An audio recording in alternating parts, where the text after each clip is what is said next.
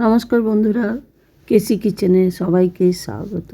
আজ আমি হাজির হয়েছি পুঁই শাক দিয়ে একটা ভীষণ টেস্টি রেসিপি। এই রকম পুঁই শাকের রেসিপি কিন্তু গরম ভাতে খেতে দুর্দান্ত লাগে। এই পুঁই শাক দিয়েই কিন্তু পুরো ভাতটাকে খাওয়া হয়ে যাবে। চলো দেখে নিই কীভাবে বানাচ্ছি। দেখো, আমি এক মুঠো পুঁই শাককে ডাঁটা আর পাতাটাও কেটে নিয়েছি। যেগুলো মোটা ডাঁটা সেগুলো দুফাঁক করেছি, আর যেগুলো একদম কচি পাতলা ডাঁটা সেগুলো এরকমই রেখে নিয়েছি। আর দিয়েছি তার সাথে কয়েকটা ভিন্ডিগুলো কিন্তু একটু বড় বড় করে কেটে নিয়েছি।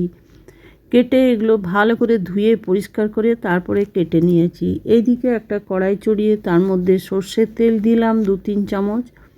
এটাতে কিন্তু একটু তেলটা বেশি লাগে এই রান্নায়। এরপরে দিয়ে দিলাম 2 শুকনো লঙ্কা আর 1 চামচ পাঁচফোড়ন আর লঙ্কাটা বেশ ভালো করে ভাজা ভাজা হওয়া পর্যন্ত অপেক্ষা করব। এইরকম পুঁই শাকের রেসিপি অনেকে পুঁই শাক খেতে খোঁজে না, বা বাচ্চারা তো খেতেই চায় না। তাদেরকে যদি এইভাবে ভেন্ডি দিয়ে বানিয়ে দাও, তারাও কিন্তু খেয়ে নেবে। এটা গরম ভাত বা রুটি সব জিনিসের সাথে খেতে ভীষণ ভালো লাগে। দেখো, এর সাথে একটা আলু নিয়েছি। আলুটা খুব ভালো করে ঘষে ঘষে ধুয়ে নিয়েছি। আলুটা কিন্তু আমি খোসা সমেতই দিয়েছি, খোসাটা কিন্তু আলাদা করে ছাড়াইনি। এটা আমি পরে বলছি কেন আমি খোসাটা দিয়েছি। আর তার সাথে দিয়েছি কয়েকটা বরবটি লম্বা করে কেটে। বরবটি আর আলুটা বেশ ভালো করে ভেজে নেব। এই রেসিপিতে কিন্তু আলুর খোসাটা দিয়ে পুঁই শাকটা বানালে খেতে খুব ভালো লাগে। একদিন তোমরা এইভাবে বানিয়ে দেখো, খেতে অসম্ভব ভালো লাগবে। আমরা সব তরকারিতেই মোটামুটি খোসা ছুলেই রান্না করি। ওইটা আমার ঢাকা দিয়ে দিলাম, ওটা আমার ভাজা ভাজা বা সেদ্ধ হতে থাক। এদিকে মশলাটা করে নিই। 1 চামচ আমি কালো সর্ষে দিলাম, আর 1/2 চামচ আমি পোস্ত দিলাম। আর দিলাম তার সাথে 2-3টে কাঁচা লঙ্কা, যেগুলো একটু লাল হয়ে গেছে সেই রকমই কাঁচা লঙ্কা দিয়েছি।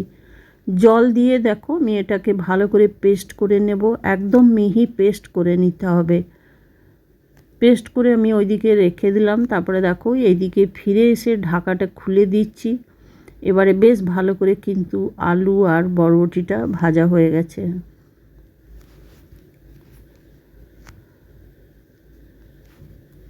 তোমরা তো সব তরকারিতেই মোটামুটি আলুর খোসা ছাড়িয়ে আমরা রান্না করি, বা তোমরাও করো, কিন্তু এইরকম খোসা সমেত একদিন পুঁই শাকের এরকম ঘন্ট বানিয়ে দেখো, খেতে খুব ভালো লাগবে। এরপরে দেখো এদিকে বন্ধুরা, আমি পরিমাণ মতো নুন আর হলুদ দিয়ে দিলাম। নুন হলুদ দিয়ে দেওয়ার পর ওইদিকে যে সর্ষে পোস্ত বাটাটা আমি পেস্ট করে রেখেছি সেটা আমি একটা বাটিতে উঠিয়ে নিয়েছিলাম। সেই বাটা মশলাটা আমি দিয়ে দিলাম। মশলা বাটাটা দিয়ে দেওয়ার পরে একটুখানি বেশ নেড়ে চেড়ে নিতে হবে।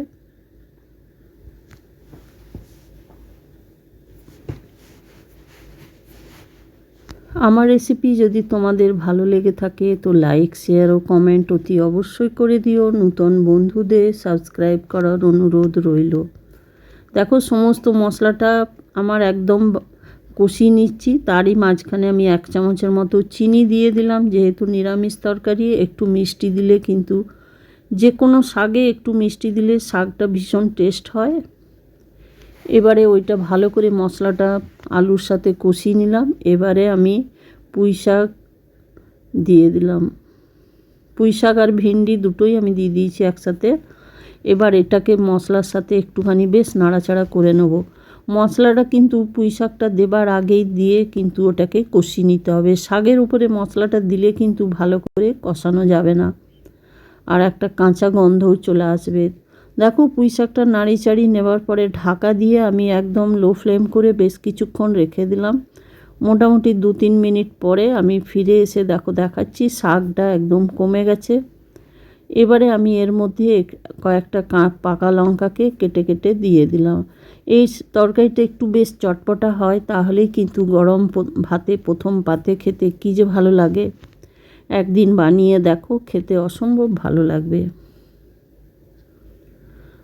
দেখো, আলুগুলো একদম সেদ্ধ হয়ে গেছে, আমি খুন্তি দিয়ে দেখিয়ে দিচ্ছি।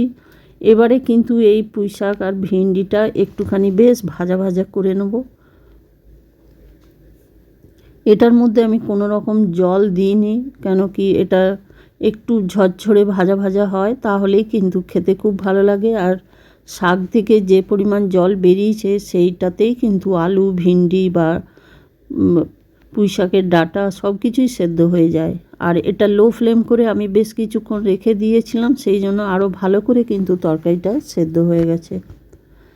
এবারে দেখো বেশ কিছুক্ষণ নাড়াচাড়া করে নিলাম বা ভেজে নিলাম পুরো তরকারিটা। আর দেখো একদম খেতে একদম খুব সুন্দর লাগে। এইভাবে যদি তোমরা একদিন বানাও, বানিয়ে দেখো, অতি অবশ্যই কিন্তু কমেন্ট করে জানিও আমাকে যে এইভাবে এই রেসিপিটা বানানোর পর কেমন লাগলো খেতে।